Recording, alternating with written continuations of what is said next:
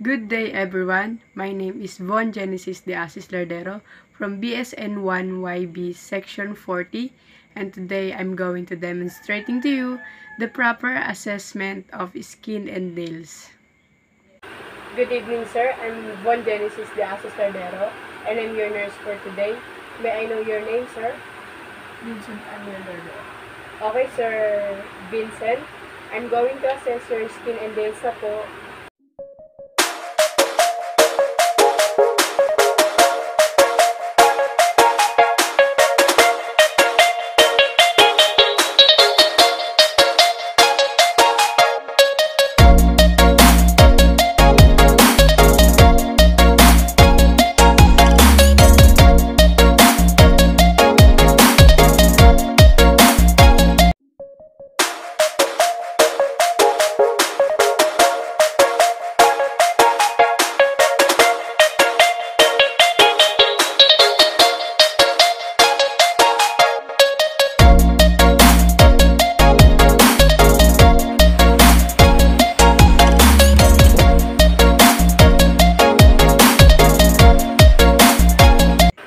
Sir, upo po kayo ng maayos. Sir, okay naman po ba yung room temperature? Hindi naman po ba masyadong malamig o mainit? Okay naman. Okay po, sir. Tanong ko lang po kung may mga allergies po kayo na nararamdaman. Pangangati po. Okay. So, makikita po natin kung may allergies yung patient using cold spa. So, C is for character. Ano po yung nararamdaman yung mga allergies? Pangangati po na ako. Okay po. Nagkakapantad po kayo? Minsan po pag sobra pa po. Okay po. O is for onset. So, sir, kailan po nagsimula yung allergy niyo? Yung love 12 years old po. L is for location. Saan niyo po madalas nararamdaman yung mga allergies niyo? Sa dibdib po, sa likod, sa tiyan, sa hita. D is for duration. Sir, gaano po katagal yung pangangati po ng katawan niyo? 3 to 5 minutes. S is for severity. Sir, rate niyo po 1 to 10. Gaano po kalala yung allergies na nararamdaman niyo? Mga 5 po. P is for pattern. So, sir, saan po madalas lumalabas po yung mga pantal niyo? Sa dibdib po, hita, hanggang sa kumalat na pusa po. Constant po yung ganun yung allergies. Minsan po, after ko pinaligo. A is for associated factors. So, sir, aside po sa pamamantal, pangangati po ng katawan ninyo, may iba pa po ba kayo nararamdaman? Wala naman. So, sir, ngayon po, magsisimula na po ako mag-inspect and mag-palpate. Okay lang po ba na hawak-hawakan ko po kayo? Okay naman. Okay po. Pwede niyo na po ba rin, sir, yung pangitaas niyo?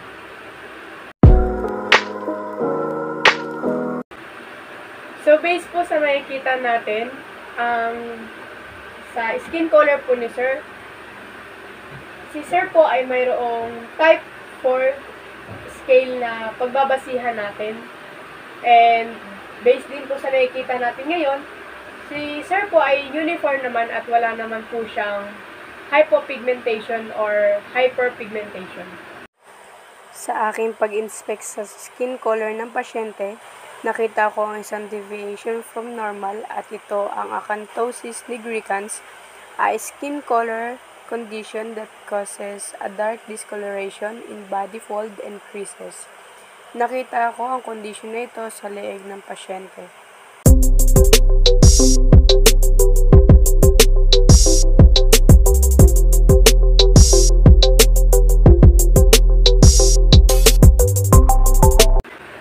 So sir, next po, i-check ko naman po yung edema nyo. Ang edema po is kapag pinindot ko po yung balat nyo, tapos kung babalik po agad. And ang abnormal naman po is kapag pinindot ko po yung balat nyo, kapag hindi po ito bumalik. Okay po. Simulan ko po sa face, arms,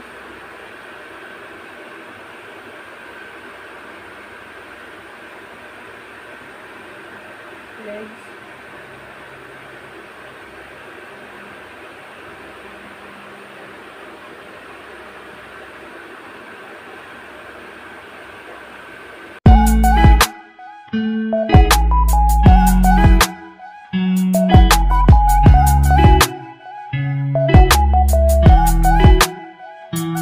Ngayon po, i-check po natin kung may lesions po ang ating pasyente. As I assessed the patient body from head to toe, I noticed that his skin was clean. He don't have primary or secondary lesions. On the patient face, specifically in the ear, the patient has one flat mole in his ear. On his arms, I noticed there is not any scar. And on his legs, there is not even any scar. Ngayon po sir, ay i-assess ko naman po yung moisture and texture ng skin niyo po.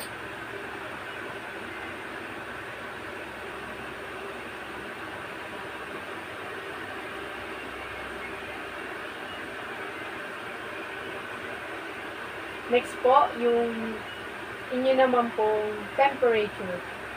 Ganito po kayo. Like, so, compare ko lang po yung temperature ng kamay nyo at saka po ng paa nyo.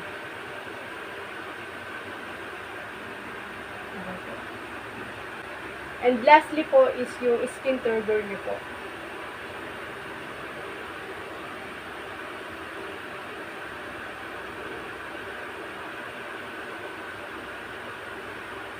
So, next ko na po na i-assess sir sa inyo is yung nails niya po. Isimulan po natin i-assess yung sa kamay po ni sir.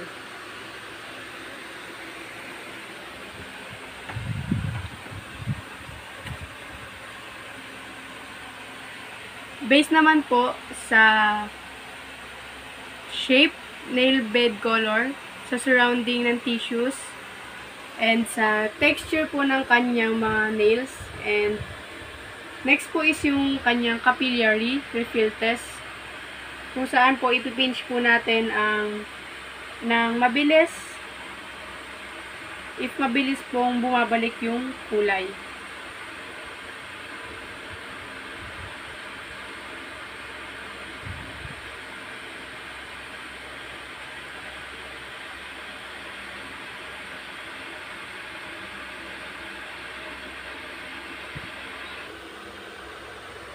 Ngayon naman po ay i-check po natin yung sa paa po ng ating patient. Yung shape po, and nail bed color, texture, at yung kanya pong yung shape, and i-check na po natin yung capillary refill test.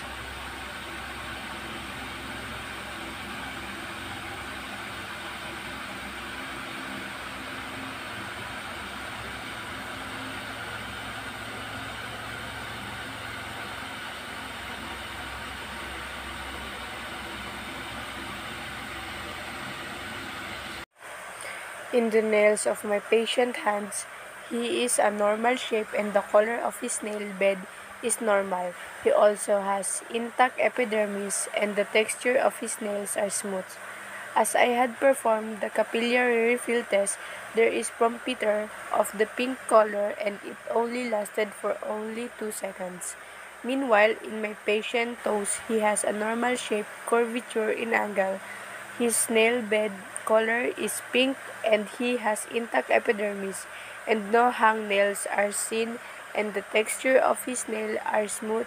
In the capillary refill test, the nails have a puncture of the color and it only lasted for only less than 2 seconds. So sir, tapos na po yung assessment natin sa skin and nails. Pwede na po kayo umupo.